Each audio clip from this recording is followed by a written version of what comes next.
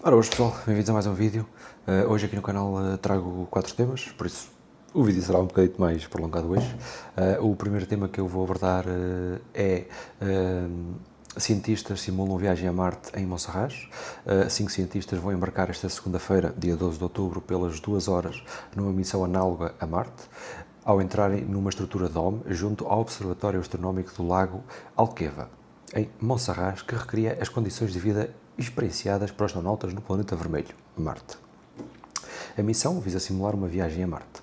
No habitat vai estar uma equipe de 5 elementos, composta pelos investigadores portugueses Pedro Pedroso, Rafael Rebelo e Diogo Paupério, e por 2 cientistas internacionais, Florence Bazubas, das Filipinas, e Nadine Duursma, peço desculpa se pronunciei mal o nome, dos Países Baixos.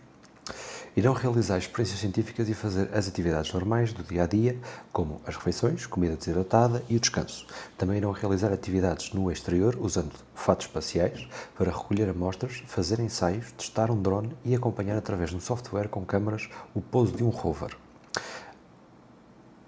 Após o sucesso da missão Camões, realizada em 23 de novembro de 2023 nos Açores, que basicamente foi a implementação de uma experiência dentro de uma mina, dentro de um túnel de lava na ilha dos Açores, para simular uma possível habitabilidade em Marte dentro das mesmas condições. As principais linhas de financiamento para este projeto são 6. A primeira será através do projeto O Mais Interior Turismo, a segunda, parceiros institucionais e de investigação, desde a Universidade de Aveiro até ao INISC-TEC, o Instituto de Engenharia e de Sistemas e Computadores, Tecnologia e Ciência. O terceiro será parceiros privados e corporativos, empresas como a Natixis, em Portugal, que participam no financiamento do Observatório. A quarta será a associação e entidades locais, como a Associação Transfronteiriça do município do Lago Alqueva e a Câmara Municipal de Reguengos de Monsaraz. A quinta será a Fundação Starlight. Esta fundação, com o apoio da Unesco, concedeu a certificação de destino turístico Starlight à região, o que atrai mais investimento e reconhecimento internacional. O último e o sexto financiamento será financiamentos indiretos através dos serviços do próprio observador, como venda de bilhetes, aluguer de espaços e esse tipo de serviços realizados pelo observatório. A segunda notícia será: chegam a Lisboa amostras biológicas de voluntários que simulam viver no espaço. Chegam a Lisboa as amostras biológicas de voluntários que simulam viver no espaço. Os primeiros materiais biológicos de uma experiência de simulação das condições de vida no espaço, conduzida em França, chegaram esta terça-feira, dia 14 de outubro, a Portugal, onde vai ficar armazenado num biobanco. A experiência foi realizada num ambiente especial para simular as condições de gravidade zero. Os 20 voluntários ficaram deitados numa cama, submersos em água e com a cabeça para baixo. Estas análises poderão ser relevantes para possíveis impactos no organismo do ser humano em períodos prolongados expostos à gravidade zero. Este estudo pode mostrar biomarcadores relevantes e alterações de comportamento do organismo humano, podendo abrir caminhos para doenças ou soluções que possam ser necessárias na vida em gravidade zero. Claro que isto, no fim de contas, estas duas notícias podem-se estar envolvidas dentro do último projeto da NASA, Artemis 3, neste caso dentro do projeto a longo prazo da Artemis, de tentar criar possibilidades de vida extraterrestre, humana neste caso, inicialmente num projeto inicial na Lua, com o estabelecimento de uma base lunar, e depois, a posteriori, com a intenção de fazer essa progressão, esse avanço, esse salto para Marte.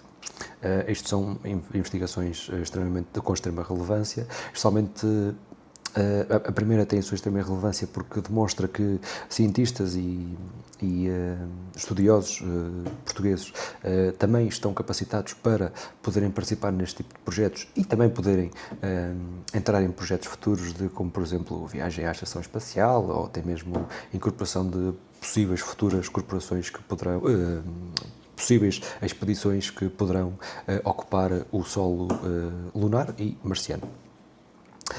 Para além disso, o segundo estudo tem de extrema relevância também devido a estudos que têm sido realizados pela NASA não desde agora, mas desde há uns bons anos para cá, desde que a Estação Espacial entrou em órbita, de que o ser humano, e biologicamente, evolutivamente falando, não foi provavelmente feito para viver num ambiente onde não existe gravidade, onde não existe uma constante atração, uma constante resistência de movimento, uma constante necessidade do tónus muscular para o nosso corpo continuar ereto.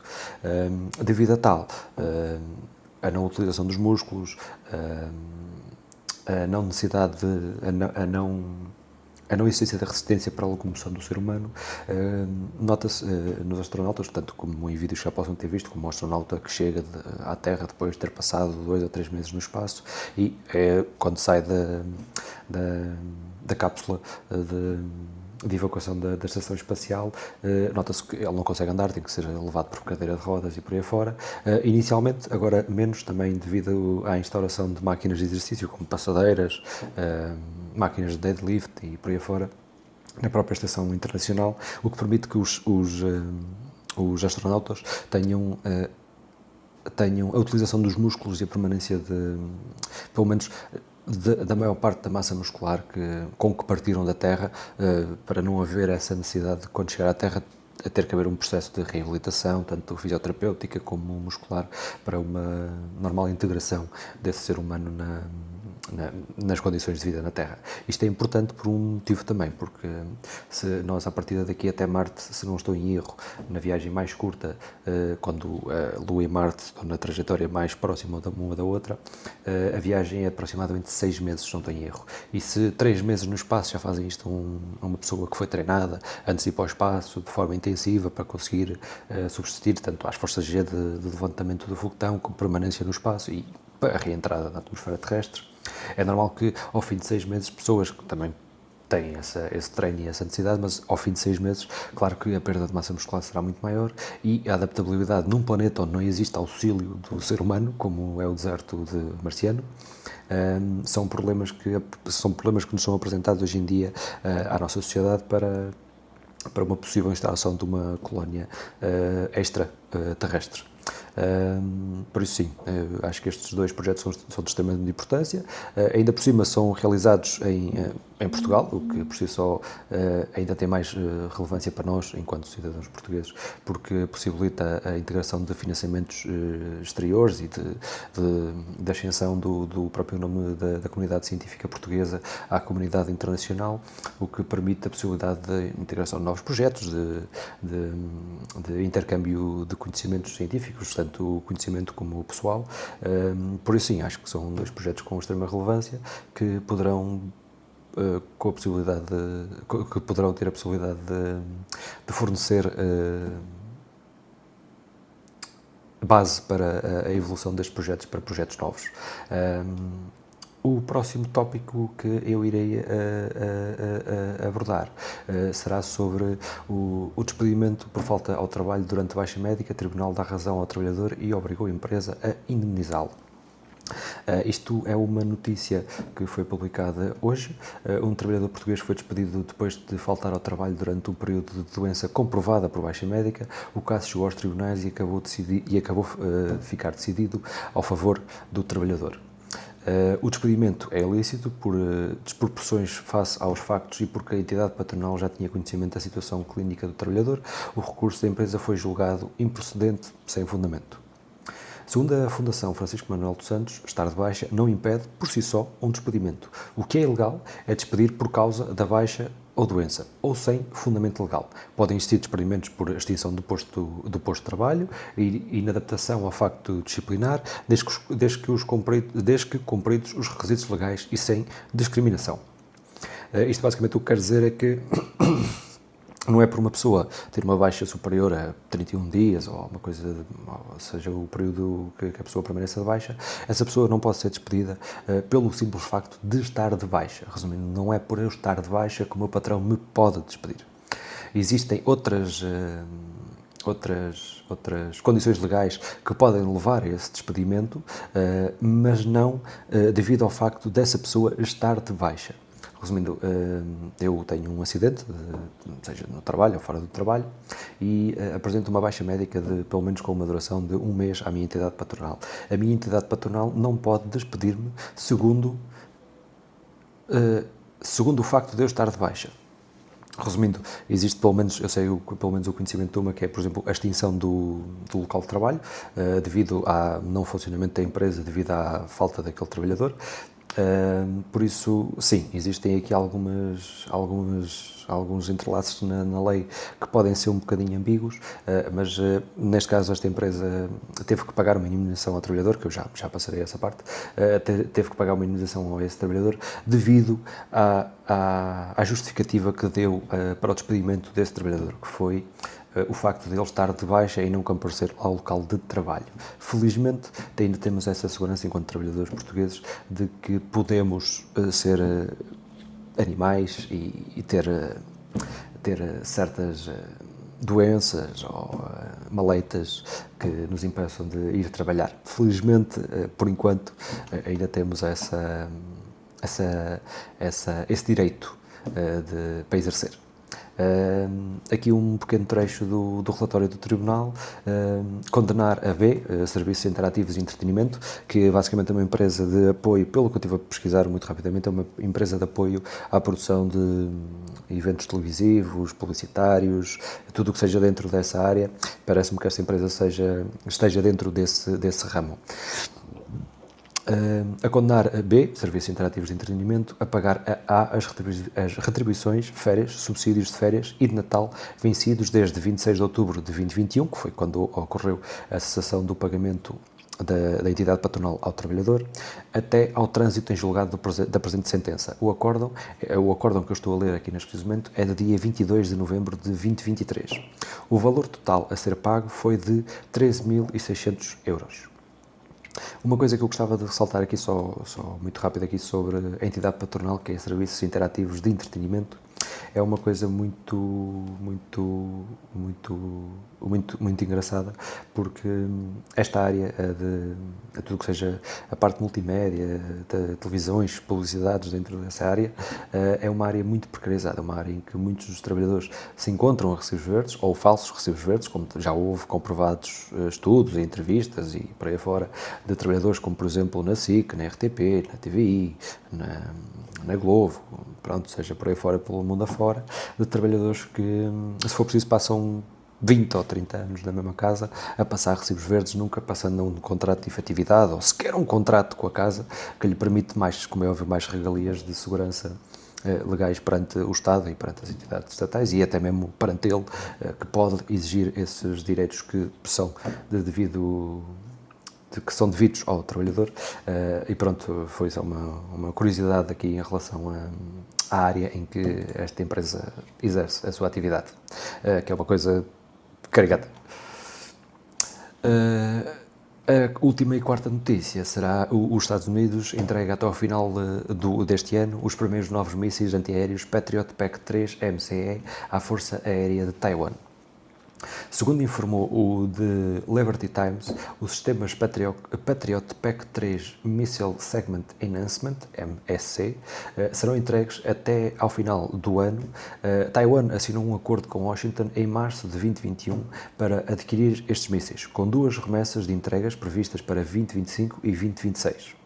A aquisição por parte de Taiwan dos sistemas de mísseis Patriot PAC-3 MCE de longo alcance para a sua força aérea provenientes dos Estados Unidos avança conforme planejado, informou o comando da força. Agora, o Patriot PAC-3 MCE é um interceptor avançado de defesa aérea e antimísseis com longo alcance, maior agilidade e letalidade apropriada contra mísseis balísticos de cruzeiro e aeronaves. Em relação a este assunto, peço desculpa.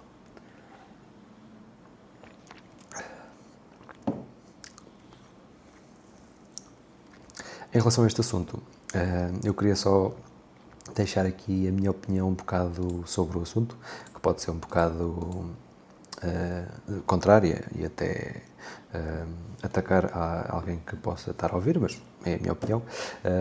Eu acho que a compra destes mísseis balísticos nada mais é, nada menos é do que a comprovação da imposição por parte de uma nação como os Estados Unidos em território alheio que não lhe tem nada a ver com o seu território nacional. Claro que a defesa dos Estados Unidos é que a Taiwan é uma ilha estratégica para defender uma possível expansão da China para o mundo dito liberal. Por isso é que existe continua a existir este acordo de apoio militar e de apoio de fornecimento de matéria militar para a ilha de Taiwan. Por isso, sim, é uma situação que eu acho que apenas vai agravar a tensão gerada naquela parte do globo, vai continuar a criar separações dentro da própria ilha de Taiwan e a criar conflitos internacionais com uma potência mundial que apenas está a apresentar aquilo que foi o trabalho dela das últimas gerações para cá, o que significa que basicamente é mais uma vez os Estados Unidos a tentarem dizer ao seu jardim, a dizer, vá, corta aí as sebes que estás aqui a começar-me a picar demasiado o rabo, vá, anda lá, comporta-te que aqui o único grande na mesa sou eu.